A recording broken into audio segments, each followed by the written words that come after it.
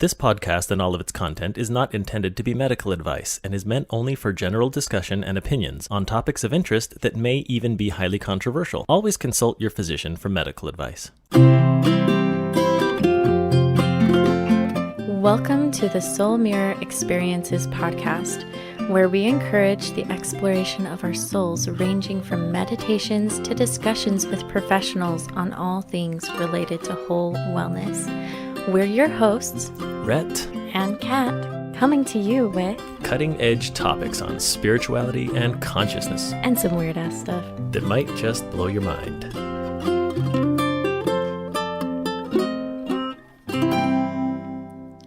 Welcome to the SoulMirror Experiences podcast. I've lost track of which episode this is number-wise. Seven. Number 7, and we're so excited.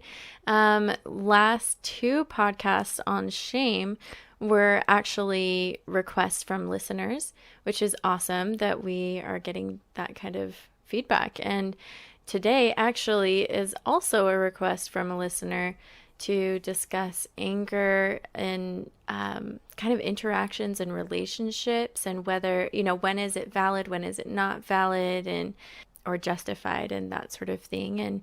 And so we thought, well, let's just generally talk about emotions, like primary and secondary, the different, a little baby talk about the different theories there. And then we'll get honed in on anger and specifically in interactions and relationships. Yep, so we got a great episode today. Also, a quick thing, December 28th, we're going to do another solar and lunar balancing it with a little bit more. Now that we've had a good experience at our last one, it's a really great event. Yeah, it was awesome. I would say we had a really good turnout. Like, the people that came, they were very interactive with each other and with themselves and with us, and we had a lot of good questions come up. Yeah, and it gave me some insights. I saw some of the people in the audience and how the challenge of seeing from either one side of the solar or one side of the lunar. So I saw it from both sides, from both the masculine side in myself, and then from the feminine side in some other people. So that was actually enlightening to me to see, hey, wow, this is like, I think at the next event we can really continue to dig into that and maybe explore some other things in that. Yeah, and like just kind of take it deeper. There were definitely things that we could have explored more, or questions that came up and things that we were like, oh, this would be really cool to talk about. We just didn't have time. It was getting late. So yeah, so we're going to be having that again at my place, nice and intimate, and we'll have some food and tea. Yep. Basically, I mean, like, we haven't decided what food yet, but we're kind of thinking like nummy, healthy snacks. Nummy. Yeah, And last time we did curry, so maybe we'll do curry again. We'll see. Yeah. We'll figure it out. It'll be a surprise, but if you can make it out, we would love to have you. Check out SoulMirror.Health and hit us up. Yeah, and if you are on our email list, you will get a discount code.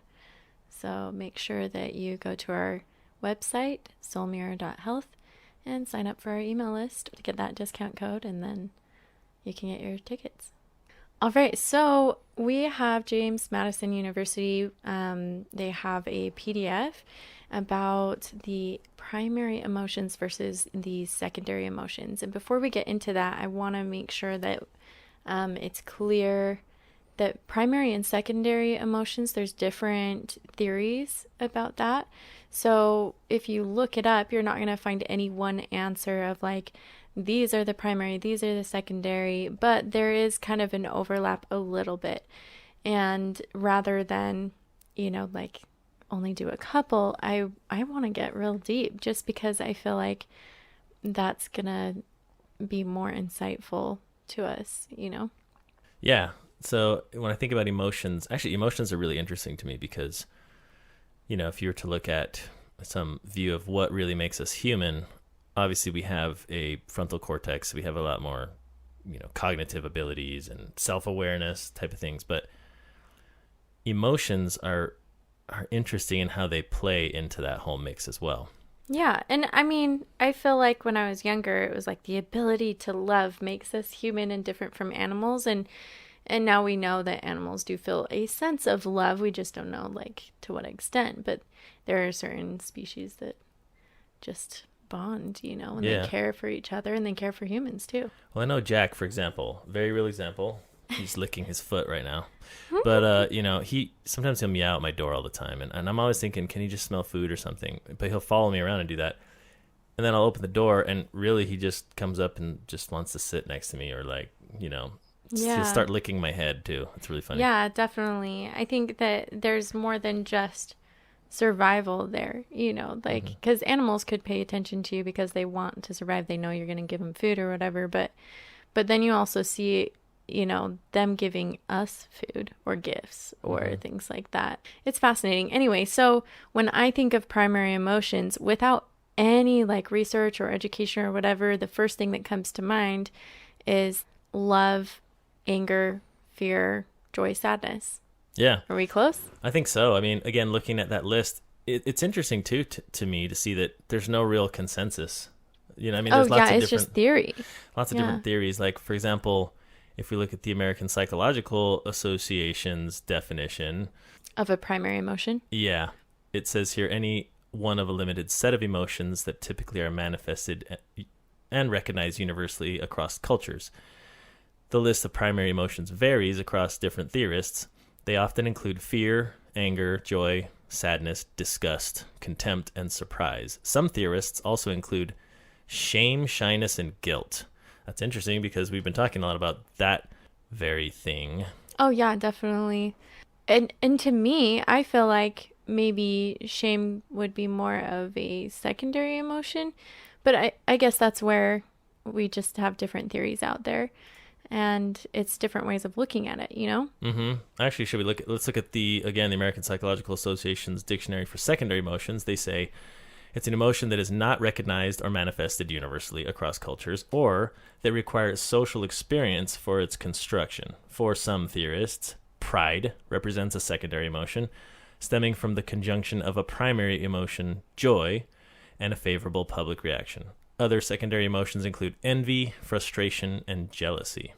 Yeah, and see, I feel like the second definition there of it requires social experience for its construction, shame would fall under that for me, personally. Yeah. Just because, you don't know shame until you realize, oh, maybe I didn't live up to their expectation, or maybe, that's a good point. I'm not doing something how I should or how I'm expected. And anyway, but I don't know. I'm interested. Let's look back at the list of primary emotions. Okay, and also along with that, since we just talked about shame, you can see it's a lot of shame, it's from fear. I can see it coming from fear.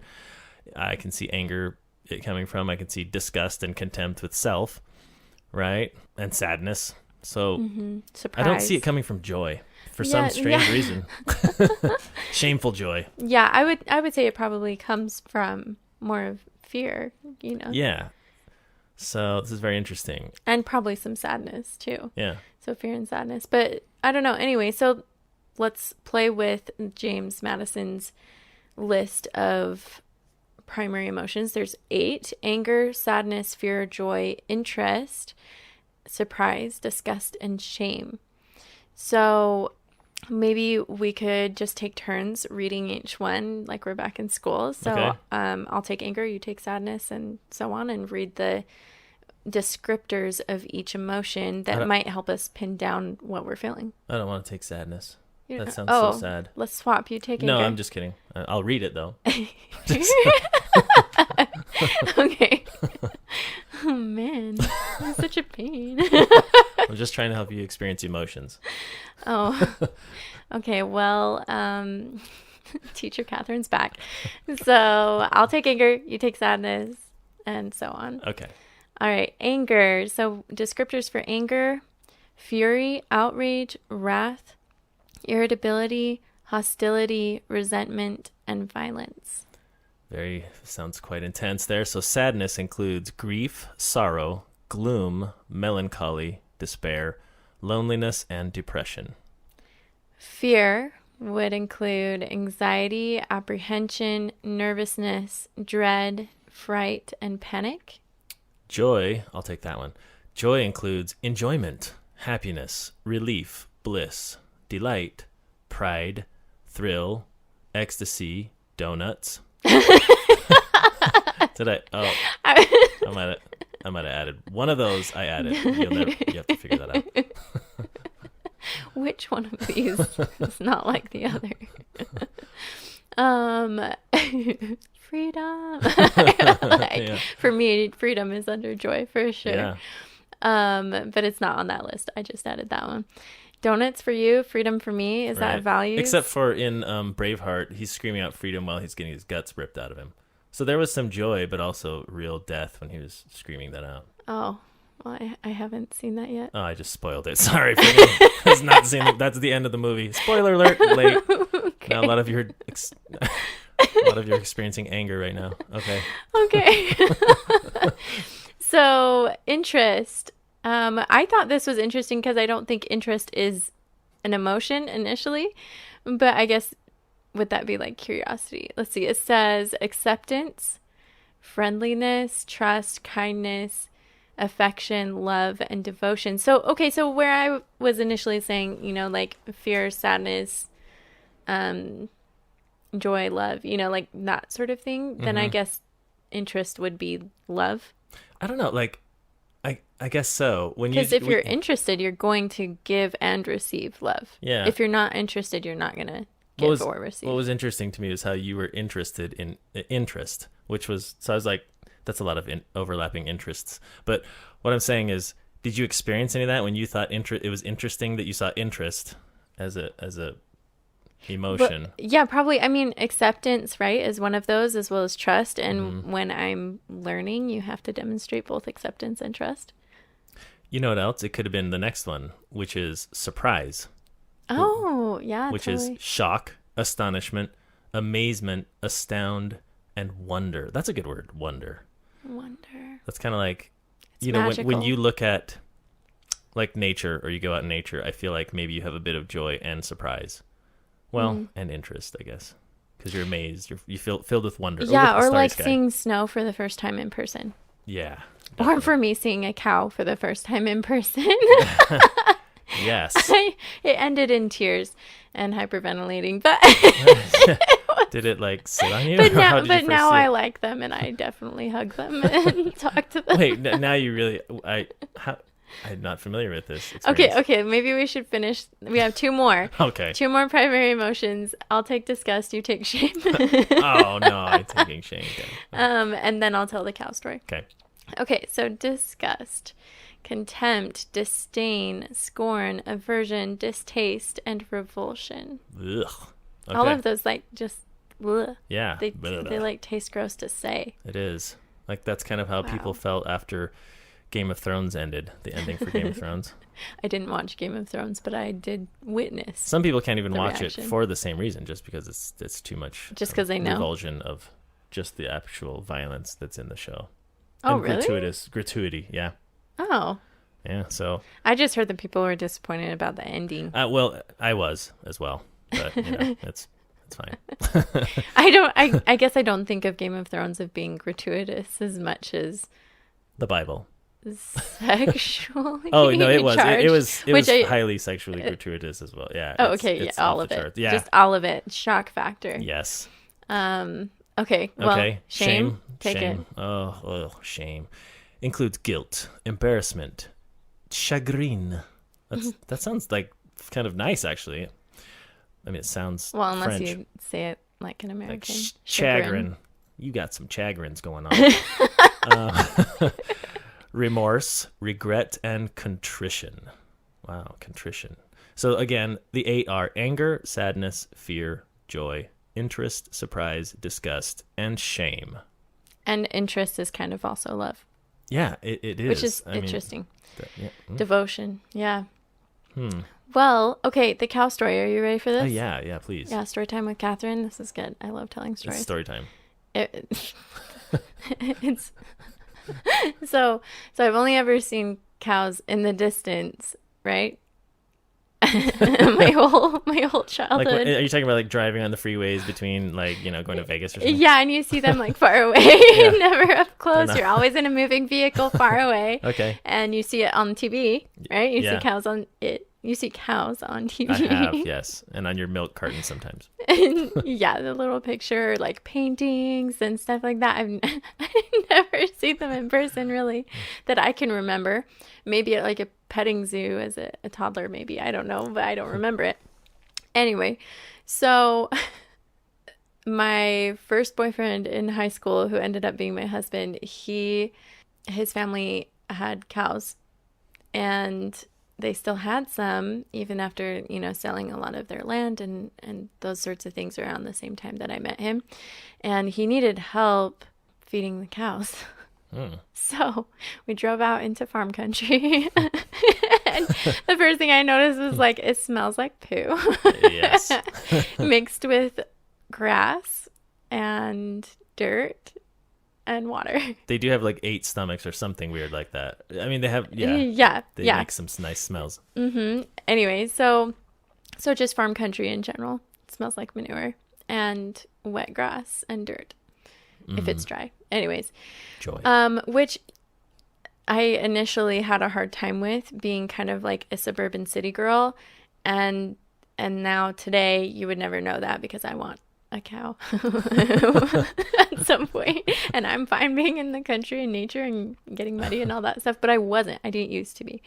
Anyway, so this is Catherine as a teenager, high school Catherine, and we get there and the cows are like all over the place, and I'm like, I'm just gonna stay in the car, and he's all like, no, like come out and meet them and like help me feed them. And I was like, basically I'm like starting to cry. Wow. I get out of the car. I'm trying to be so brave. It's like scarier than a roller coaster for me. I'm scared of roller coasters. And the first thing I noticed, like stepping into the fence inside their domain, all of the cows like turn their head, like some of them slowly, but some of them like It's like from a horror movie. I'm like, yeah, it was scary. And then their eyes are all big, like and they're just like and then they start like and like hobbling over to you, and then you realize how freaking big these things are. And then I didn't realize they just approach you. Really? Yeah, it's weird. They do. They're like, hey, shake my hoof. I mean, what are they doing? Well, that's weird. I don't know. Maybe they think we're going to feed them. Oh, must be. I guess sometimes they like run away, or they just don't care. It probably just depends on how they're treated, but and what they're exposed to. But anyway, so these ones, they like started approaching us, and I think it's because we were carrying the food. Oh, that must have been it. Yeah. Yeah, maybe just a little bit. So, but there was this like feeder thing in the middle inside a fence, and we would like put the food in there, or no, we weren't carrying the food was already in there, so we were walking to that, so they were probably like anticipating, right? So they were experiencing some emotions, probably. We climb inside of that, but I was so excited to climb inside of that because there were mamas and babies. Whoa. And one of the mamas was getting really like, I remember it, but of course this is my trauma. Yeah. My high schooler trauma, like melodramatic self being like, oh my gosh, this mom cow was like foaming at the mouth and like ready to eat me. Like I was so scared. I'd never seen cows in person, and like she was being all protective of her baby, and the way that my husband boyfriend at the time would have remembered it was like, oh no, she was just hungry. Like she was fine, but yeah, you don't want to get in her way, like right. Anyway, so I'm like standing in the cow's food, surrounded by this tiny little fence. They could stick their head through the fence, and I was just like, this is way too close, even though they were still 6 feet away from me, sticking their head through the fence. Even COVID regulation distance. Oh yeah, right. But they were social distancing before it was cool. Anyway, so I was just like and like sobbing the whole time. That's awesome. And then like fast forward to another experience. He took me to like this reserve type thing, and they have all these different types of animals, and they had bison, and that was really cool. And I got to touch one, and then I got to touch like a tiny little pony thing, and it was like a miniature horse or something. Tiny little pony thing. I like that. It was so cute. It was like following me around, or maybe it was a donkey. I don't know. It was tiny. Was it a dog? Just kidding. At this time, I was scared of dogs, right? I was Yeah. scared of everything Yeah. because I'd only ever seen it on TV or from a distance. Yeah. And any experience with like animals was scary, basically, except for a little kitten that I had. So it was just like my neighbor's dogs would chase us, like another dog every time I walked past it on my way to school or on my way home from school would bark at me and it would scare me, you know, and like I never really had a dog or anything. So yeah, the cows, that was scary. It is. But like now I want a cow and I would cuddle them and meditate with them. Cow yoga, anyone up for that? Cow yoga. That sounds actually awesome. Yeah. You know, it's interesting how you're talking about, I mean, childhood traumas and things like that. Think about it. So I'm an adult and I'm still kind of just learning about, I mean, I understand these emotions, but I realize there's a lot more I can learn about them, you know, because there's chemical things that are going on and there's all these physical things that are part of them, I would say, and yet they're each very unique in a lot of ways. And so I just think being at a young age, we still experience these things and we have absolutely no context for understanding more fully. You know, it's like, think about children. It's like, stop crying. You tell them things like that. And it's like, why? How about, oh, you know what you're experiencing is sadness. So how does that feel when you're sad? Sadness or fear. Yeah, or it's like whatever. It's like we're told to like shove our emotions down, or things like anger. Like, don't be angry. Yeah. Well, Jesus got angry in the temple and threw tables all over the place. So, I mean, that's one example. Yeah, I mean, it's true. I think there are appropriate times to be angry and there's appropriate times to, you know, like not. It's important to feel and accept and let those emotions like sit with you and like experience the full emotion instead of you get the tip of the iceberg and then you're like, no, I'm not diving under there, you know, and then stuffing it down. Well, here's the bad part is that if you don't experience those emotions, then they come back when you experience the emotion again, such as trauma. So if you have unresolved trauma, whenever you have an additional trauma, then that unresolved trauma comes back in addition to the new trauma and it compounds. So it makes it worse every time. Yeah. So therapy. Everyone yeah. should be in therapy. Really, therapy. Doesn't matter. I don't know why. Like, I like That's my art belief. history. I do too. I like art Yeah. history and stuff, but I kind of feel like they could replace that class in some schools when you're growing up and just give you some therapy, like talk about this kind of thing, you know, like Why don't we just it doesn't have to be art. if we're going to get political here, why don't we just replace American history? Ooh, that's a pow. controversial thing. That is. I like this. Let's get controversial. Let's make people angry. Oh my gosh. Well, I just feel personally that we take American history over and over and over and over again, and it's the same thing every time, and it's biased. Oh, it's very biased. And it's like, why can't we just have like a third party version of American history? And then I would be fine. Yeah. But the fact that it's like biased based on the area that you're in the United States, I feel like, or based on the local or like the current government situation and all of that, is just like, well, it says we're going to get controversial. Yeah, like Columbus. Oh, he discovered America? Really? He's a man of God. That's funny. I know. He did not pillage lots of other native no, he didn't rape kill people. He didn't rape people. Yeah, he didn't no, kill he people. discovered He was America. inspired. He was a man of God. Yeah, that was something that like totally ticked me off. And I mean, like, it honestly, like, I think there's a balance, right? I think that we need to be able to find something to be patriotic about, but how about our values that we share? yeah, That to me exactly. excites me, right. Yeah, like family, I Yeah. think is an American value. I think that individualism is also an Yeah. American value at the same Diversity. time as family. Like, look at the diversity that we have. we would hope is an American value Yeah. that's shared. And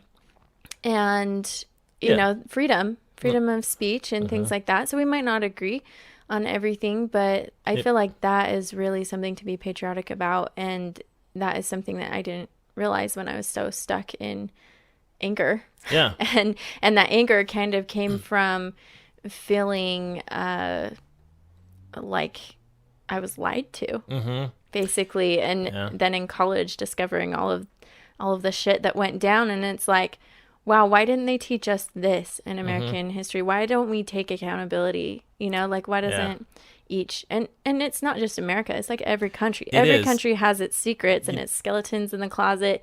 And you know what's awesome? Soul mirror time. Ding. I need to get a bell for that. Like, think of how that's actually a reflection of all of ourselves anyways. Like, Yeah. are there things also in ourselves we think about our own history, for example? I mean, have we sugar-coated something, or have we only looked at it from an aspect? In other words, like Columbus, for example. If we're looking at that, I still want to learn about that. Like, that was a part of history. I think it's a really interesting part of history. Right. It's very fascinating. There's a lot to learn. Right. And let's just be like more accurate about it, about what that really Yeah, represents. it's like, it was a okay. discovery for his people, right? Or his nation of whatever. But there was there were a lot of things that happened that, so it doesn't, the sugarcoating and the storytelling of all this is, to me, getting away from feminine awareness. And you're Asian Hawaiian, right? Yeah. And so like 4th of July is weird for your family. Well, if you go to Hawaii, you'd think otherwise, because it's like firecracker heaven. Really? Yeah. Well, New Year's is probably more, but I mean, no, there's still a lot of patriotism, but there is a lot of, there still are a lot of Native Hawaiians who definitely have strong feelings about having Hawaii truthfully was just overthrown. Absolutely. There were ships in the harbor. Now the Queen, Liliuokalani, and, the monarchs at the time, I mean, they wanted peace. She wanted peace, so they did sign it over, but it was, of course, under duress. There's warships out there and guys with guns all over the place, so it is what it is. But, yeah. I mean, that's how, like, every country is. Yeah. We all have our own histories mixed like that, and we're all going to have different feelings about things just based on our personal beliefs and values. But Right. anyway, okay, so that was an interesting exploration of my anger from Yes. from young adulthood and realizing that I had been lied to my whole life. But okay, well, let's explore anger in the cow situation. Can I say one thing real quick? Oh, yeah. Too? Well, it's just interesting how they're also at this James Madison University, they say that the secondary emotions, in their definition, are an emotional reaction to an emotion. And these are all learned. And so now they're explaining why shame is a secondary emotion. Because it's like, you might feel shame when you get angry. So it's like an emotional reaction to an emotion. Feeling angry when you have a shame response, like you have hurt feelings. Or feeling fear when you get angry. So maybe you've been punished for anger.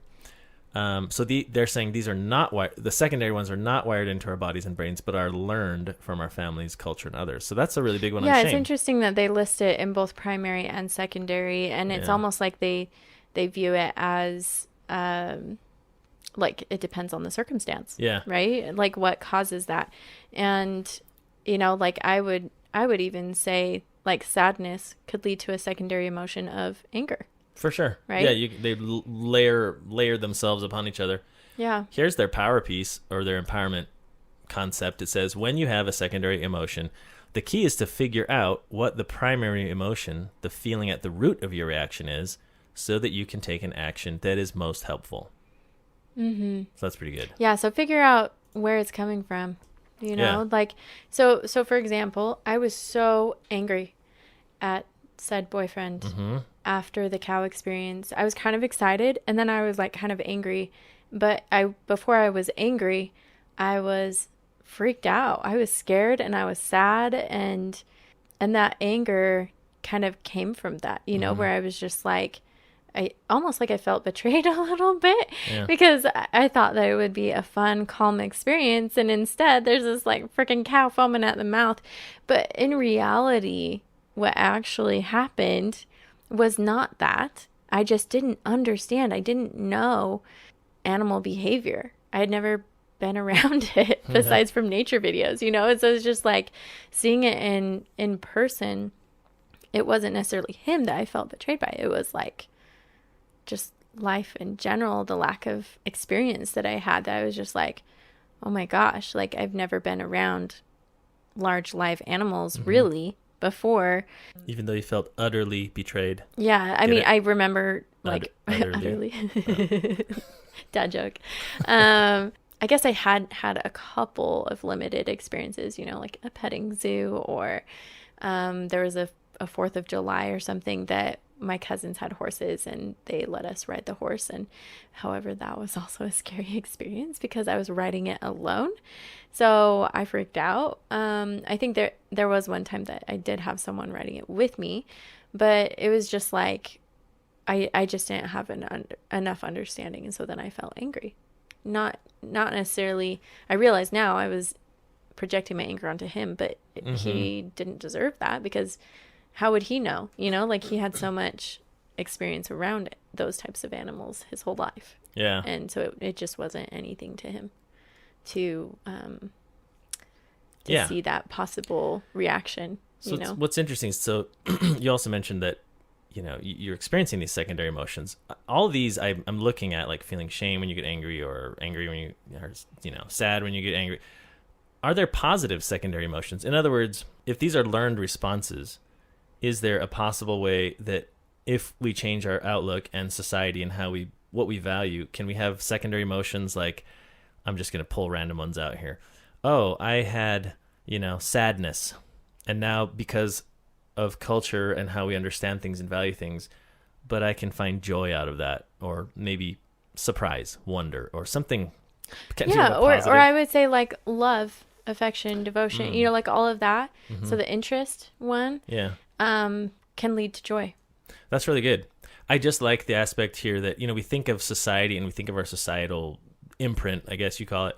And by changing ourselves and how we understand each other, how we understand ourselves, changes how we understand each other, then maybe we can start helping everyone get rid of shame and things like that. Yeah, definitely. I think understanding ourselves is the most important thing so that we can then understand other people better. It creates more empathy and compassion and just kind of general awareness. All right, we are going to be back in just a minute, but really quick, head on over to our website, sign up for the email list, and we'll shoot you an email with a discount code to purchase tickets to our event on Tuesday night at 7 p.m., December 28th. This is going to be really fun, intimate. We'll have tea and meditation. I will be guiding the meditation. We'll have some moving meditation as part of that, so that's exciting. And then we'll also get deeper into some questions that came up at our last event. Check it out on our website at SoulMirror.Health, and we'll see you there. Welcome back, everybody. We're so excited about this segment. We'll be talking about stereotypes in gender with anger, specifically anger, like causes of anger from personal experience, and then just kind of in interactions and relationships and when it's justified, when it's not, and all that sort of thing. But this is all coming from one of our listeners, and she sent us a question. So, Rhett, will you read the question? You bet. Okay, so the question is, can I request a podcast episode on anger? I don't like having it, but I know sometimes it's necessary, but I'd love to hear you guys discuss it for some extra insight. It's definitely journal-worthy material. I think it goes along closely with resentment and bitterness, all things none of us want to feel. I know Jordan Peterson, who is a good author. This is me speaking now, interrupting. Check out Jordan Peterson if you want to have a lot of insight. Yeah, he has videos on YouTube. He has so many interviews, talk shows, and that sort of thing that he's on. Yeah. And books. He's an incredible psychologist. Absolutely. Okay, back to her question. So she says Jordan Peterson talks about how they're actually useful emotions, speaking of anger, because they're trying to tell us something. But we need to not let them take us over and take care of things, so hopefully we don't develop those feelings in the first place. Okay, so I think the interesting thing about her question is that she brings up the fact that negative, typically seen as negative emotions, can actually be something positive. And I really think this goes back to our last episode talking about reframing things like I should do this or as what you want. It's a similar concept here. So anger is something that we have biologically that can, and fear too, that can protect us from danger. Yeah, absolutely. Noodle break. Noodle in my throat. Yes. Yeah, I agree. I feel like understanding our emotions and where they come from and not being afraid of them is a huge part of it. If we can just understand it, then we can transmute that or use it in a positive way that only empowers us. Yeah, definitely. And one example would probably be what? Well, okay. So I did one empowerment technique. Looking through my journal, I used to work a lot with individuals who had suffered from brain injuries. And so when we're speaking of anger, anger has a similar threat response to like severe anxiety, for example. So like whether you're extremely scared or fearful of something in your life, or whether you're angry, it triggers this kind of threat response, the fight or flight response. Fight, flight, or freeze. Yeah. So like, for example, in mice don't have as frontal cortex like we do as humans. I think we've all noticed that. So really they can only bite you, run, freeze in terror, right? Any response of fear but there is one thing we can do when we experience this, and it's to switch to our frontal cortex. So what happens is our amygdala sort of handles all this fear or threat response, and it's a brain stem area type of brain region. So it's very instinctive. So this is like our instincts that keep us alive. Yeah, very primitive. And so this is triggered when we get this initial response. Now, our thalamus, which is a region above that in your brain on both sides, bilateral, is like a routing part of your brain. So what we can do is by throwing the response of your own choice and power to the front of your brain, so to speak, to your frontal cortex. This is the part where it's like you're going to take a step forward and address what's happening. It's the part of the brain that puts things into words and descriptors and makes decisions, logic, personality, choices, that sort of thing, right? Yes, that is an excellent description. Well, what it can do is by doing that, by pushing the thoughts forward to addressing things, because with fear and anxiety and with anger, it's easy to just let your amygdala. That sounds like Princess Amygdala from like... Amygdala. Oh, thank you. That's why. Amygdala. I'm a dime. Amygdala. I'm a dime. I'm a dollar. Okay, anyways. Cute. Thank you. More dad jokes. Yeah, they get worse every moment. It's triggering your amygdala. But So how do we take it from the lizard brain to the front of our brain? Yes. Yeah, how do we do that? There's a lot of in real life? aliens that are lizards that are offended at that because they have a really big frontal cortex. How do we how do we take it from that primitive mind center of survival, yes, and instinct to logic and reason? So the key is really we're just going to reroute that thought process, try and route it away from your amygdala to your frontal cortex. You can train yourself to do this so you get better at it. So in other words, as you keep getting experiences that cause you to start feeling angry and start like firing up that amygdala or fearful or anxious, you can take a step forward, try and throw that into your frontal cortex through a step forward, an action, a thought, trying to understand what's going on contextually, see the big picture, have a purpose, a motive for action. Then you can train your brain to route it away from your amygdala, route it through your thalamus to go to your prefrontal cortex more. It's a process you can do. You can practice that, and it'll help to empower you so that you can be more in control of your emotions than your emotions are in control of you.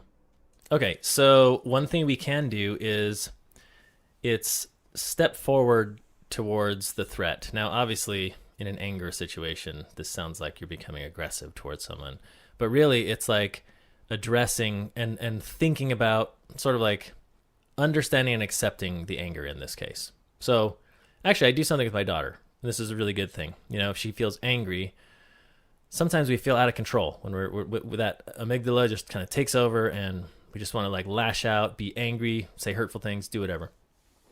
There's like a little kid's superpower book that I got her, and it allows her to, color an angry house or scribble some colors that show what anger feels like. So it's sort of like embracing that emotion, allowing her to process it. Yeah. That sounds a lot like what I do with dance and movement and meditation. You're finding that emotion that's coming to the surface and bothering you and keeping you from being able to be present, and then you lean into it, you experience it, you process it, And then suddenly you're free in your body and your mind and all that to be calm and access other emotions. Actually, what I really like about that too is that's body awareness. That seems like a very feminine knowledge, power type of thing, where like body motion. Well, because think about it, stress and trauma get stored in our bodies. Oh, yeah. And so your motion techniques and flow and feeling it, it's not just this thing in our brain, but it's like in our body. And so that's really cool, actually. Yeah, I think like something specifically that's pretty well known, if you've done any reading on it, or Brene Brown and other things, is that there is the tendency for specifically females, but also males, to hold pain and tension, to build up scar tissue, etc., and have tightness in your pelvis, your pelvic floor, your lower abdomen, your genitalia, things like that, your hip sockets. So oftentimes, if we had sexual trauma at all, not always, but like there's some tension there because your body holds on to the emotion and the memory inside of the cells, I believe, and the nervous system and everything, like you just remember it.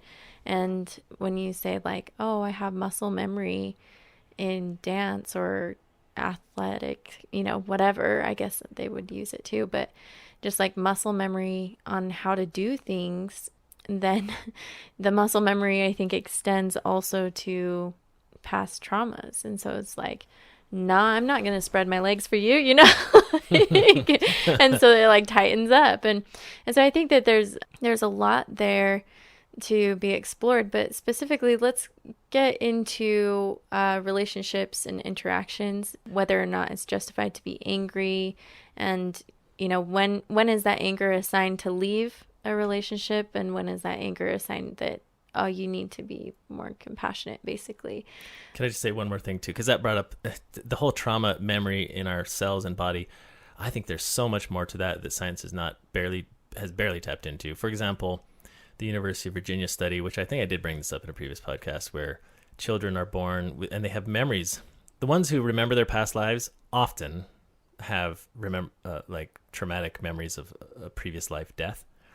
And some of them even have maybe a deformity or a mark on their body that's in the same area as part of maybe the violent way that their previous life, again, this is how they experience it, so I don't know. But it appears that they had a previous life, that person died in a certain way that was very traumatic and violent, and now they have like a slight deformity in that same region of their body related to that very memory. Yeah, and I mean, obviously we have no idea. This is all just conjecture and theory, but it's just fascinating and fun to think about too, is that like there's more to us than just this moment in this life. And the same thing with, there are people who have either blood transfusions or organ transplants who have felt very unique and interesting either memories or experiences. And I do believe it's because you're literally having a physical part that's just become you from someone else. Oh, interesting. Yeah. I like how it just pushes our boundaries as to who we think we are as our identity. And to me, that's also feminine awareness. Well, there's transgenerational trauma, and that's a psychological bodily thing that is passed down from mother to child or grandmother to grandchild, and like if we're not processing through that, in psychology they're starting to acknowledge that does happen, and I've seen it in my life too. So stereotypes, gender, specifically with anger, I feel like there is a very specific, I mean, when I was little, I heard it was like, well, when men kill, it's like violent, and when women kill, it's like poison. Yeah. You said daggers and poison. Daggers versus poison. That's men versus yeah. Or I guess like an axe or a sword or a gun or whatever was available. But interesting. Yeah, I do think that there is something to that. Maybe part of it could be the balance of hormones biologically. But definitely we do have a tendency to respond differently to anger, and some women are more violent, I would say. I've definitely seen women who are very violent. I do have a violent response if I feel threatened. I think most people do. So I don't know. Like, what do you think? Do you feel like you handle anger I more think femininely or masculine? that's a good question. I think, I mean, if you look down at maybe the reason that anger is different between men and women is because of the contexts that are more common for a man or a woman, right? So, but I think the root of them are going to be similar. To me, I feel like it's either a lack of control, a feeling of injustice. Well, I know a lot of people with the religious. This is what triggers it for you. Yeah, I guess so. It could be like frustration, or like I want to do this and I can't, or someone did this and that was really mean, like that wasn't fair, or whatever. It sounds like victim thinking, but I mean, well, and I mean it is, right? Like that is victim yeah. thinking, but victim thinking is also related to that primal instinct to protect us. Yeah. And anger comes from the same place. Okay, so you know what? That is interesting, because a lot of people who have this religious anger, or who may leave a religious institution that they've spent their whole life in, are angry. And I experienced that for a while, and it's gotten less and less. And so I think that's true. I think part of what subsides the anger, I think, is dropping the victim mentality. In some cases, that is. So just in this example, I can think of like religiously, I was deceived. People are telling me all this, and I felt like a lot of things was just like bull crap, and I find out later about this and that. And then I think over time I realized, okay, well, if I was staying in a religion or whatever institution, could be anything, and I didn't want to, well, I didn't admit, just like the last episode. I mean, I obviously did want to, because that's why I stayed. I wanted acceptance. So own that, instead of being like, once I finally had the power in myself and I realized it, okay, I don't want this, then it's fine. I can be separate from it and not be angry about it anymore. I'm in control of my life, and I accept that. So I think that's one example. Yeah. Oh, definitely. I already shared the cow story and that sort of thing, and how I've kind of processed through it. I'm not angry about it anymore. Obviously, I love cows. But I feel like in relationships, there often comes to be this awakening. I don't know, awakening and enlightenment a little bit about yourself. And, you get lost in the hormones, the chemicals, the excitement, and all of that. And you're all Twitter-pated. And then you realize, oh man, they're treating me like shit. Or you realize, oh man, this is a bad balance, like in that, and bad is a label, but something's not balanced.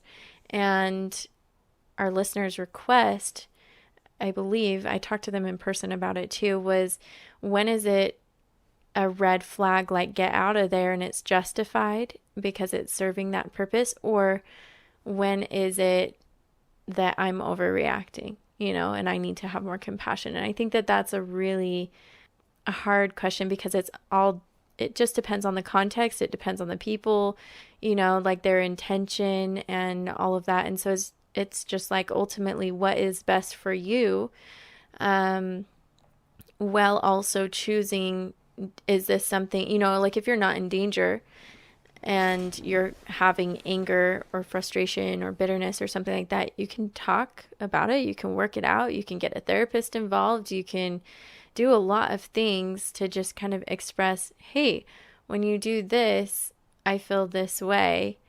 What, like, can you talk to me about that? Or I don't know, like there's so many ways that you can approach it, as long as you're not in danger. But I would say the anger red flag, get out of there, would be if your life is in danger, if you see possibly a behavior that could bring out a very toxic balance in the relationship. They might not be a bad person, but it might be a red flag for your personalities, that could lead to more dangerous situations, or not, just emotionally unhealthy. And then I'm trying to think, so there's another one that I was thinking, just like real life examples, right?